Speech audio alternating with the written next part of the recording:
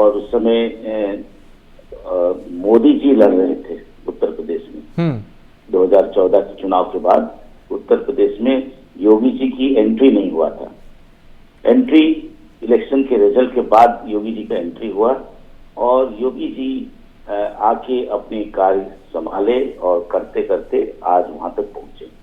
आपने देखा होगा इस चुनाव में जो भारतीय लोकतांत्रिक प्रक्रियाओं की जो राजनीतिक चुनाव में जो मतदान व्यवहार के समय में जो बातचीत और अपनी स्टेटमेंट्स होता है, हमको लगता है धीरे धीरे हम लोकतांत्रिक समाज और एक सभ्य समाज, एक बेहतर समाज के रूप में जब जाते हैं तो बहुत सारी ऐसी मेटाफर, इस तरह से शब्द को इस्तेमाल करते हैं जो कि करना नहीं चाहिए। तो आपने इस चुनाव में आपने देखा होगा कि बहुत सारी ऐसी बातें जो कि हमको किसी को जो समझ मतलब वो अच्छा नहीं लगता है, लेकिन फिर भी वो है। अब उस तरह की चुनाव शुरू हुआ है और इस तरह की जो चीजें हैं हमको तो जैसे कि हम कहते हैं कि हम सभी समाज के जो लोग हैं वो उसके ऊपर थोड़ा इतराज जताते हैं और उसको भी लोग एक मुद्दा भी बनाते हैं। बात हो रही है 2022 में। 2022 में कोविड मैनेजमेंट, ये भी एक महत्वपूर्ण मुद्दा है, इसको अनदेखा नहीं कर सकते जी। 2022 में लहरविहीन चुनाव है। कोविड की प्रकोप की वजह से जो कैंपेन होना था उसमें पैसा तो बचा, लेकिन विभिन्न राजनीतिक दलों की जो एक इमोशन को आगे बढ़ाने में जो एक पहल करते हैं वो भी नहीं हो पाया। वो एक अच्छा है एक तरफ से, और एक राजनीतिक दलों के लिए भी एक तरफ से जो विपक्ष है खास तौर पे उनके लिए तो बहुत एक अवसर खो गए। अब तीसरी बात मैं जो बताना चाह रहा था, उत्तर प्रदेश में जो विकास के लिए जो भी प्रत्याशी खड़े हो रहे हैं उनकी आकलन कोई नहीं कर रहा है चुनाव में। भाई जो क्षेत्र में जो लोग काम किए उनका एक व्हाइट पेपर आ जाए उसके बारे में कोई बात नहीं कर रहा है, सीधे एक राजनीतिक दलों के आधार पर बात हो रही है, जो कि एक अच्छी बात नहीं है। तीसरा जो अब इम्पोर्टेंट बात मैंने कहना चाहता हूँ, जो क्षेत्र के आधार पे बुंदेलखंड क्षेत्र है, अवध क्षेत्र है, पूर्वी उत्तर प्रदेश है, पश्चिमी उत्तर प्रदेश है, यहाँ पे अलग अलग समीकरण है, लेकिन इस बार जो है फिर वो जाति धर्म इसी तरह से मुद्दे पे आया है। विकास खाली ऊपर हम लोग बात करते हैं, विकास की बातें अब पीछे हट गया है और जो साथ ही साथ जो सामाजिक जो कैटेगरीज है, सोशल कैटेगरीज है और जो एक धर्म है, ये सारे फिर पिक्चर में आ गया। ये एक लोकतंत्र के लिए खतरा है और इसके आधार पर यदि आप चुनाव देखेंगे, तीसरा चरण, चौथा चरण, पांचवें चरण में जो हमने अभी भी बताया था कि इस तरह की प्रभाव डाल सकते हैं, जैसे 2017-22 में हुआ, 2017 में हुआ, इस बार भी हो सकता है। लेकिन इस बार चुनाव बहुत ही मजबूत और कांटे की टक्कर में हो रहा है और साथ ही साथ मल्टी लेयर्ड कॉन्टेस्ट है।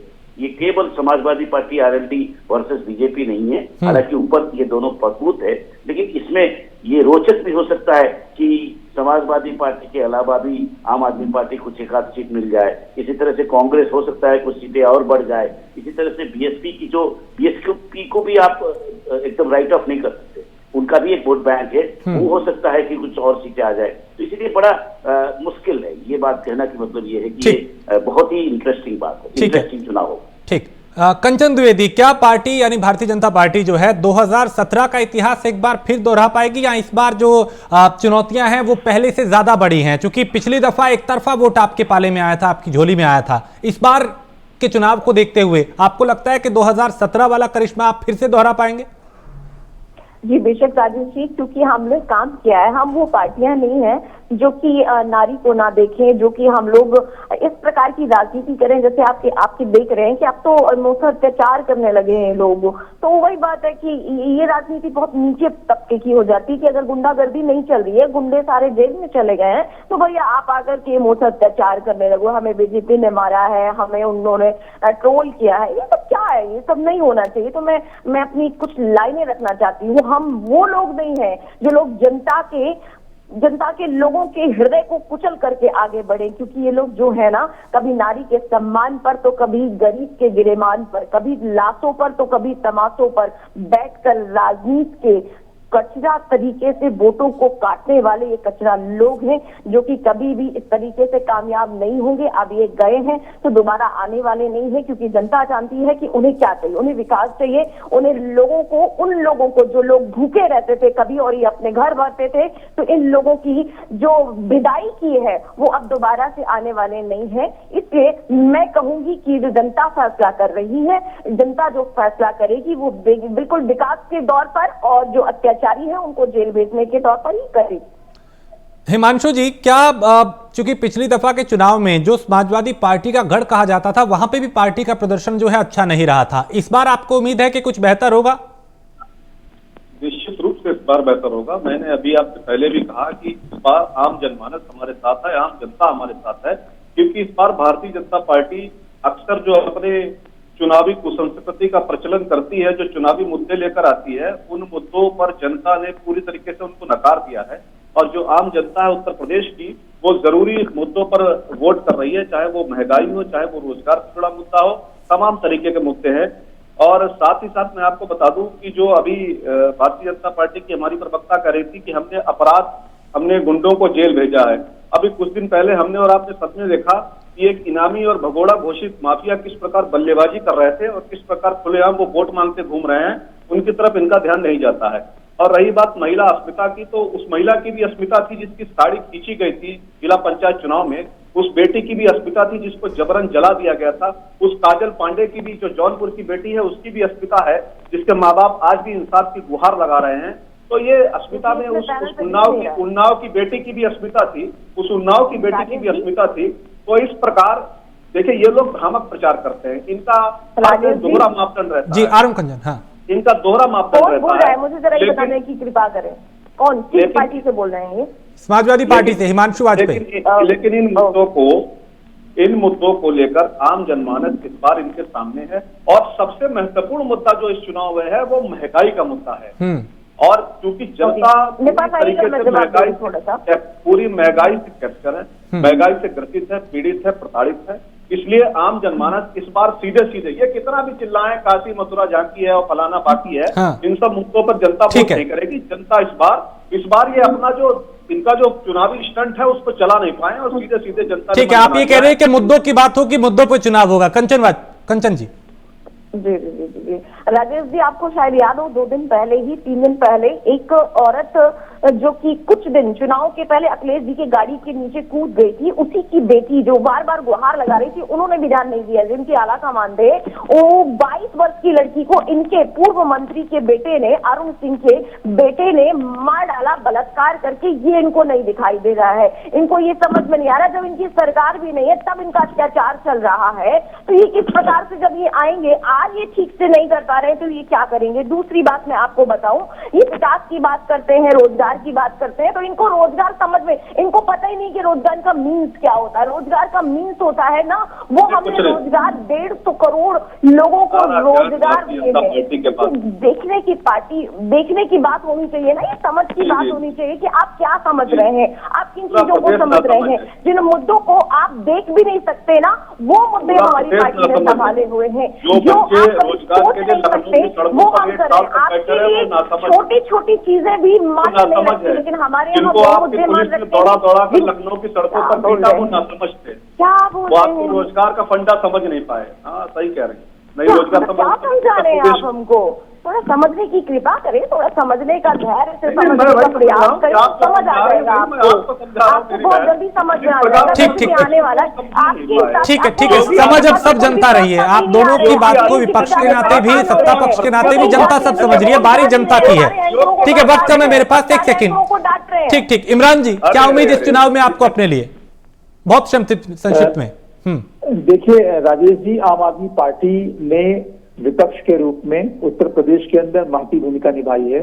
आम आदमी पार्टी ने उत्तर प्रदेश में, चाहे वो कोरोना काल के समय योगी सरकार ने दलाली खाने का काम किया हो, चाहे राम मंदिर में घोटाला करने का काम किया हो, चाहे कानून व्यवस्था का मामला रहा हो, आप निर्वेंद्र मिश्रा जी को याद करिए, इंद्रकांत त्रिपाठी को याद करिए, खुशी दुबे को याद करिए, प्रशांत मिश्रा को याद करिए, संजीत यादव का केस याद करिए, वाल्मीकि समाज की एक बेटी हाथरस की जो बेटी थी उसको याद करिए, गोरखपुर में मनीष गुप्ता को याद कीजिए, और लखीमपुर में किस तरीके से किसानों के ऊपर गाड़ियां चढ़ाई गई उसको याद करिए।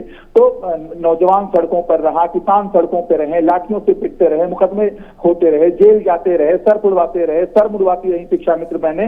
तो ये सब मामले पूरे देश के अंदर, पूरे प्रदेश ने देखा था। और ऐसे वक्त में अगर किसी ने अहंकारी योगी सरकार की आंखों में आंखें डाल करके बात करने का साहस दिखाया तो वो आम आदमी पार्टी थी। विपक्ष की लड़ाई आम आदमी पार्टी ने लड़ी, सारी जो विपक्षी पार्टियां थी उनके साथ मिलकर उत्तर प्रदेश के अंदर आम आदमी पार्टी ने एक सशक्त, व्यवहारिक और सकारात्मक विपक्ष के रूप में अपनी भूमिका निभाई। आज इसकी वजह से पूरे उत्तर प्रदेश के अंदर आम आदमी पार्टी की लोकप्रियता बढ़ी है। मैं बार बार ये कह रहा हूँ, झूठ बोलने लगते हैं, आपका कोई मैं बार-बार ये बात कह रहा हूँ कि आम आदमी पार्टी उत्तर प्रदेश के अंदर मजबूत उपस्थिति दर्ज कराने जा रही है। मैंने तो सब मैंने तो कानून व्यवस्था का मामला सामने रखा, और फिर भी झूठ बोल रही है। घोटाला करने का काम करते हैं,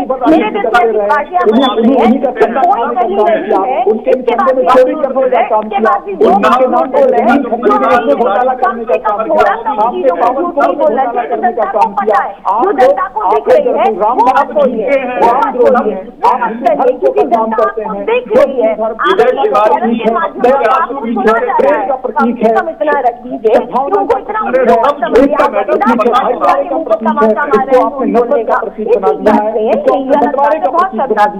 आप लोग भगवान राम को भी बदनाम कर रहे हैं, हिंदू धर्म को भी बदनाम कर रहे हैं। प्रोफेसर साहब आप बताएं, चूंकि वक्त भी कम है, आखिरी टिप्पणी में आप ही से लूंगा कि इस बार का चुनाव, क्या जो ध्रुवीकरण करने की कोशिश की, क्या वो कारगर साबित होती दिखाई दे रही है? क्या मुद्दों के अलावा भी कोई समीकरण है जो इस चुनाव को प्रभावित करेगा?